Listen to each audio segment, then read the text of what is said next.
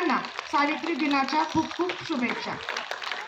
विद्यार्थी मित्रांनो, आज आपण या ठिकाणी एकत्र जमलेलो आहोत ते म्हणजे भारतातील पहिल्या महिला शिक्षिका सावित्रीबाई फुले यांचा जन्मदिवस साजरा करण्यासाठी।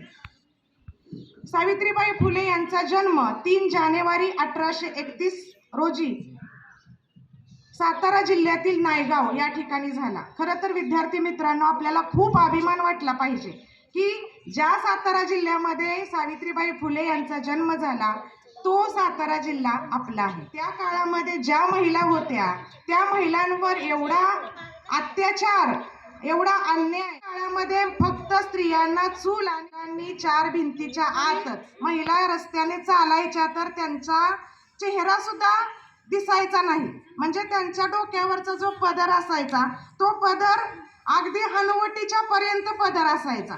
त्यांचा चेहरा सुद्धा दाखवायला त्यांना स्वातंत्र्य नव्हतं। आणि मग शिक्षण तर ही लांबचीच गोष्ट। फुले यांनी प्रथम आपल्या पत्नीला शिक्षण दिलं घरामध्ये। म्हणजे ही केवढी मोठी क्रांती आहे विद्यार्थी मित्रांनो।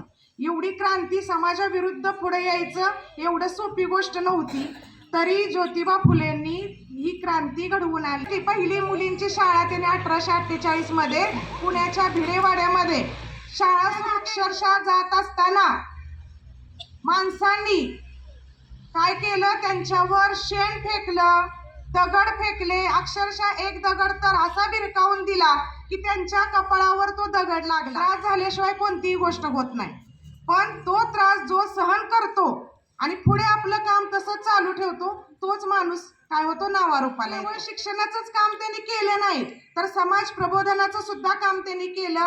अगदी बालविवाह, सतीप्रथा अशा गोष्टींना सुद्धा त्यांनी, एवढंच नाही तर त्या 1857च्या काळामध्ये प्लेगची साथ आली आणि त्या प्लेगच्या साथीमध्ये माणसं, कोरोना कशी साथ आली होती आणि माणसं धडाधड मरत होती, तशी प्लेगच्या साथीमध्ये लोक खूप मरायला लागली होती। तर त्यांनी आपल्या स्वतःच्या जीवाची पर्वा न करता प्लेग त्यांना झाला आणि त्यांचं काय झालं, निधन झालं।